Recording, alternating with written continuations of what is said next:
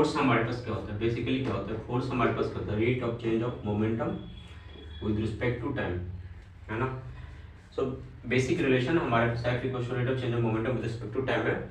F equal to M A हम use करते हैं, बट ये रिलेशन अभी हम ड्राइव करेंगे, ठीक है।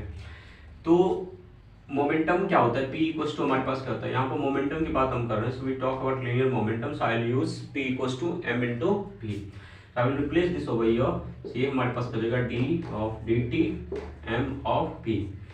सो इसमें प्रोडक्ट रूल लगाते हैं, तो ये हमारे पास क्या हो जाएगा d ऑफ dt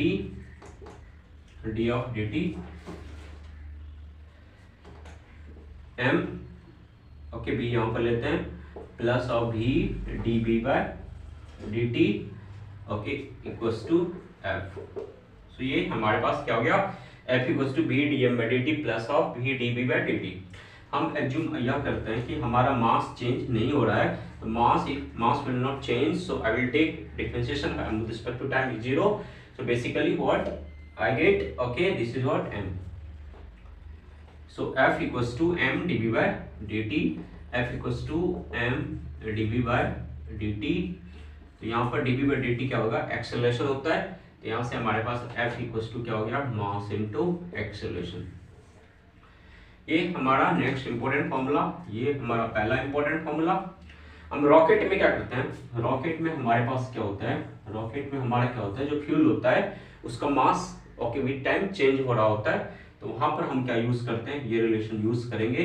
वहां पर जो फोर्स लगेगा, ओके फोर्स लगता है F equals to v of D M by D T, है ना।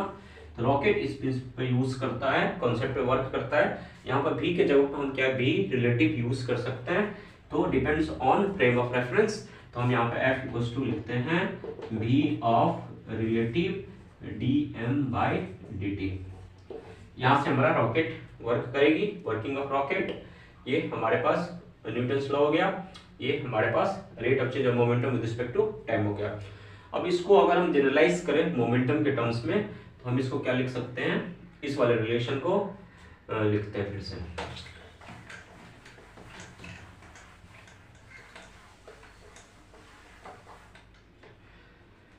तो force equals to rate of change of momentum with respect to time, ये हमारे पास क्या हो गया basically m v2 minus v1 with respect to time, तो हम डेल्टा टी यूज करते हैं, तो इसी को हम लिखते हैं F equals to m of v2 minus m of v1 divided by t2 minus t1, ठीक है।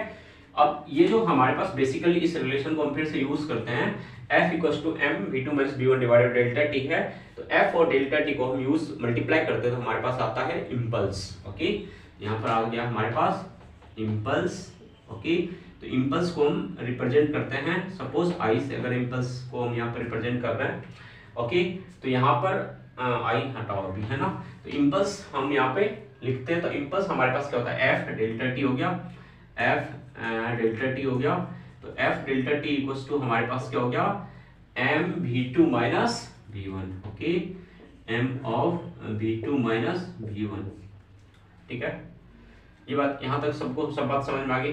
मान लो इसको हम थोड़ा देर के लिए J से रिप्रेजेंट अगर हम करते हैं J, तो ये हमारे पास क्या हो जाएगा यहाँ पर, okay, F delta t, F of delta t equals to m of v2 minus m of v1, तो m v2 pf minus pi, तो this is pf minus pi, तो हम इसको क्या कहते हैं, impulse is rate of change of momentum. इस बार जेईई मेंस में डायरेक्ट एक क्वेश्चन आया था, so that basically what impulse is rate of change of momentum। इसी को हम ओके रोटेशन में पढ़ते हैं कि जो हमारा एंगुलर इम्पल्स होता है, जो हमारे पास एंगुलर इम्पल्स होता है that is impulse is rate of change of angular momentum, ठीक है। तो इम्पल्स बेसिकली हमारे पास क्या है, very important, rate of change of momentum, angular impulse हमारे पास का rate of change of angular momentum, ठीक है। ये बात सबको सब कुछ यहाँ पे क्लियर तो बताओ।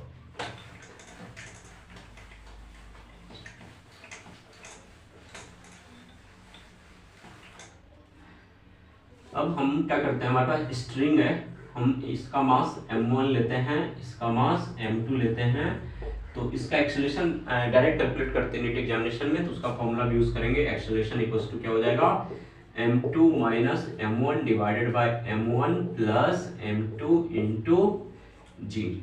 यहाँ पर हम यह एज्यूम कर रहे हैं कि m2 की वैल्यू क्या है, ग्रेटर है m1 से, और यहाँ पर हम डायरेक्ट फॉर्मूला टेंशन के लिए यूज करते हैं। बाकी कॉन्सेप्ट्स तो हम ऑलरेडी सॉल्व कर चुके हैं, हम टेंशन के लिए डायरेक्ट फॉर्मूला यूज करते हैं, 2m1 m2 divided by m1 plus m2 into G. ठीक है, इस फॉर्मूला से डायरेक्टली इस स्ट्रिंग में कितना एक्सेलरेशन है ओके और कितना टेंशन वो हम निकाल सकते हैं। बाकी हम बेसिक्स न्यूटन्स लॉ से भी निकाल सकते हैं, उसको हमने निकालना सीखा भी है।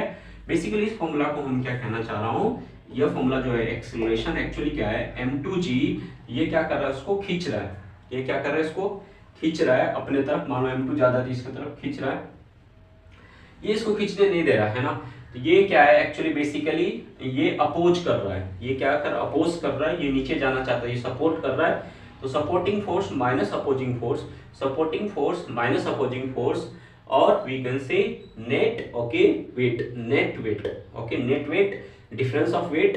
तो सपोर्टिंग हायर वाला सपोर्टिंग होता है हमेशा, अपोज कौन करेगा, जो छोटा सा होगा वो उसको जाने से रोकेगा, तो हम इसको इस टर्म्स में यूज करते हैं। बेसिकली ये क्या है, m2g minus m1g divided by m1 plus m2, तो m2g को हम अगर सपोर्टिंग फोर्स कह देते हैं, सपोर्टिंग फोर्स, और m1g को हम क्या कह रहे हैं, अपोजिंग फोर्स कहते हैं, opposing force divided by total mass, total mass. तो यहाँ से हमारे पास एक्सेलरेशन डायरेक्ट आ जाता है। सो आई होप ये जितने भी कॉन्सेप्ट और ट्रिक्स मैंने आपको बताया, ये ट्रिक्स अगर आपको आता है तो क्वेश्चन में आप जो क्वेश्चन करने के लिए आपको 1 मिनट का टाइम लगता है, उस क्वेश्चन को आप 5 सेकंड 10 सेकंड में करके आगे बढ़ सकते हो।